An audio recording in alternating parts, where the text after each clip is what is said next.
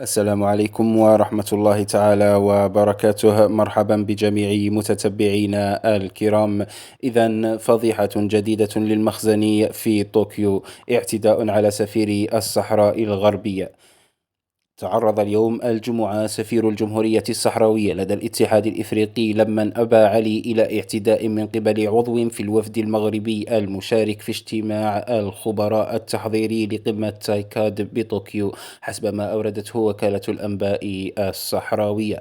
وأوضح نفس المصدر أن هذه الحادثة لم تكن مجرد ردة فعل فردية من عضو الوفد المغربي، بل تعكس فشله في المهمة التي يبدو أنه كلف بها، خاصة بعد قيامه بالتهجم لفظيا على السفير الصحراوي وعلى الدبلوماسيين الأفارقة الذين وقفوا لحمايته.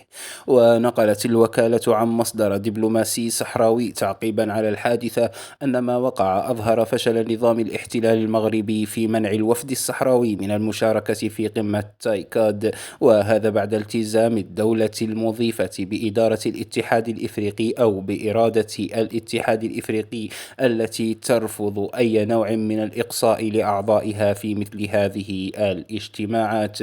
وقد وصف الدبلوماسي الصحراوي هذه الحادثة بتصرفات البلطجة للدبلوماسيين المغاربة، معتبرا إياها دليلا واضحا على الفشل وتعبيرا عن ضعف الحجة ونقص الحيلة أمام عدالة كفاح الشعب الصحراوي وحضور الجمهورية الصحراوية جنبا إلى جنب مع المحتل المغربي في مثل هذه المحافل الدولية، رغم كل محاولات المخزن عرقلة ذلك. وذكرت وكالة الأنباء الصحراوية في هذا الإطار بأنها ليست المرة الأولى التي يعمد فيها الدبلوماسيون المغاربة إلى انتهاك أبسط الأعراف والبروتوكولات الدبلوماسية.